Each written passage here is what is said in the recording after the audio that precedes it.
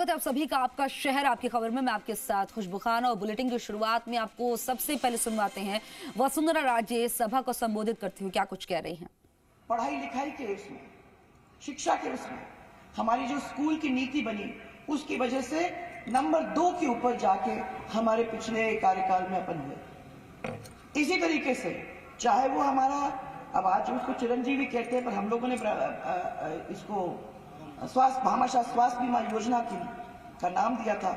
मैं आपको यह कहती हूँ कि 30,000 से 3 लाख के अंदर हमने वो काम करके दिखाया जो ये 25 या 50 लाख में नहीं कर सके। और मैं आपको बता दूं, इसका हमने बहुत अच्छी तरह से स्टडी किया था।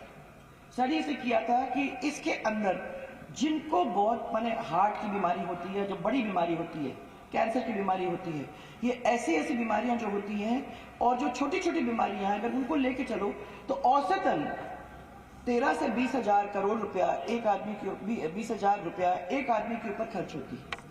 तो एक सीमा होती है, हमने उस सीमा को ध्यान में रखते हुए अपने ये भामाशाह योजना को बनाया। आज आप उसको 10 लाख कह लो, आप उसको 25 लाख कह लो, और ज्यादा लोगों को गुमराह करो तो 50 लाख भी कह लो। वो जो काम था वो आराम से 30,000 से लेके 5 लाख 10 लाख तक हो जाता था और हमें उसमें कोई भी कठिनाई नहीं हुई। सब पूरे प्राइवेट हॉस्पिटल अपने साथ जुड़े। आज कोई भी प्राइवेट हॉस्पिटल इनके साथ नहीं है। और आप देख रहे हो, हम बोल तो रहे हैं, परंतु कितने लोगों को उसका फायदा मिल रहा है एक्चुअली में, वो आप लोग सबको अगर जाओगे वहां तो आपको पता चल जाएगा। पानी की समस्या पूरी थी राजस्थान के अंदर, तो हम लोगों ने जल स्वावलंबन वो योजना, बांधे बनाने का काम तो किया ही किया, नल पानी वो तो सब किया, परंतु जल स्वावलंबन योजना को देखने के लिए बाहर से लोग आए। देश के तो लोग आए ही आए, परंतु बाहर से लोग देखने को आए। और मुझे गर्व है ये कहते हुए कि सब लोगों ने उसके अंदर भाग लिया। और भाग लेकर के जो जमीन के अंदर का पानी था, जो नीचे चला गया था, जो कुएं नीचे 800 कितने फीट पे जाते तब भी नहीं मिलता था पानी, आज वो पानी ऊपर आ गया था।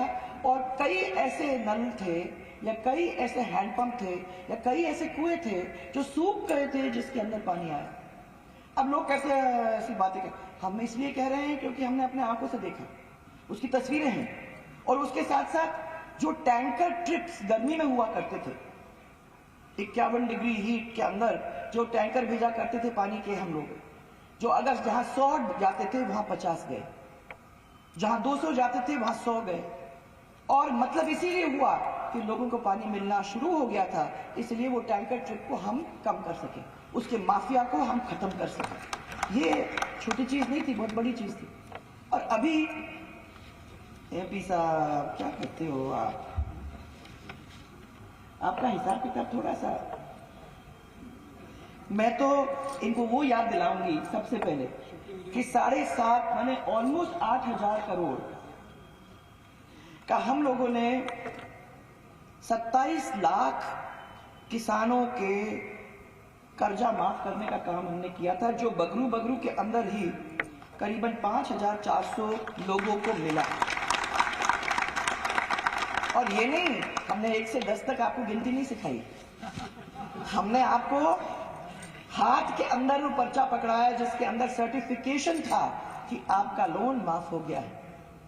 हमने किसी को झूठ और फरेब के जाल में नहीं बांधा, क्योंकि आपको सबको मालूम है कि कमर्शियल बैंक से जो लोन लेता है उसका लोन माफ नहीं होता है। उसमें आप थोड़ा सा कमी बेसी कर सकते हो, परंतु लोन माफ नहीं होता है। परंतु जो लोन हमने माफ किया उसके बाद हमने और लोनिंग दिया और हमारे किसानों को जमीन के ऊपर अपने पैर में खड़ा होने का काम किया। ये 150 करोड़ का आपका गोनेर के जगदीश मंदिर का विकास हुआ कि नहीं?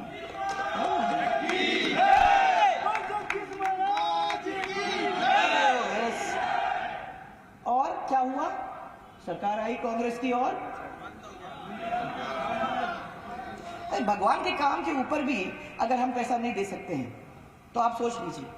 परंतु धीरे धीरे जैसे समय निकलता गया, एकदम से ध्यान आ गया कि भगवान के बिना काम नहीं होता, तो एकदम से उनको याद आ गया कि हम भी हिंदू हैं।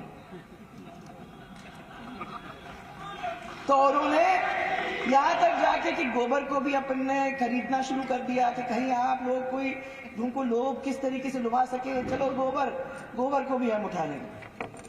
छोड़ा नहीं है क्योंकि उनको समझ में आ गई 150 करोड़ के जीएस में, तो अभी बड़े वाले पे नहीं आई हूं, 150 करोड़ की लागत से गोनेर और वाटिका में 220 केवी के जीएसएस कोई छोटे मोटे नहीं थे सर। हाँ, और रीको के 33 केवी के आपके ये जो 33 केवी के जीएसएस थे वो 9 बना के आपके पास छोड़े। 520 करोड़ की लागत से पूरा बीसलपुर का पानी अभी पहुंचाया है और वो कंप्लीट नहीं हुआ है क्योंकि उसके साथ हमने अभी ईआरसी जोड़ने का काम चालू किया था। इसमें क्या होगा, 13 डिस्ट्रिक्ट्स को पानी मिलेगा और 13 डिस्ट्रिक्ट्स के पानी के साथ साथ उनका तो इंडस्ट्री का भी है और सिंचाई का भी है। और इधर हमने कहा था कि पानी बीसलपुर में पड़ेगा तो बीसलपुर से पानी आएगा अजमेर में, जहां 2-2 दिन 3-3 दिन पानी नहीं मिलता है, तो वो पानी अब मिलेगा उनको, डेली मिलेगा और फिर वो ऊपर आएगा आपकी जयपुर की तरफ, जहां जयपुर के अंदर भी पानी की जो समस्या है वो पूरी तरह से मिट भी जाएगी। और जो स्टेबलाइजेशन करना है आपके करीबन 80,000 हेक्टेयर का, वो स्टेबलाइजेशन भी हो जाएगा।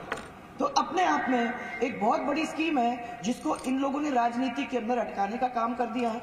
सरकार हमारी भारतीय जनता पार्टी की आएगी तो वो चीज को हम लोग फिर से ठीक करके पानी पहुंचाने का काम करेंगे क्योंकि सबसे बड़ी जरूरत हर एक के लिए वो पानी है।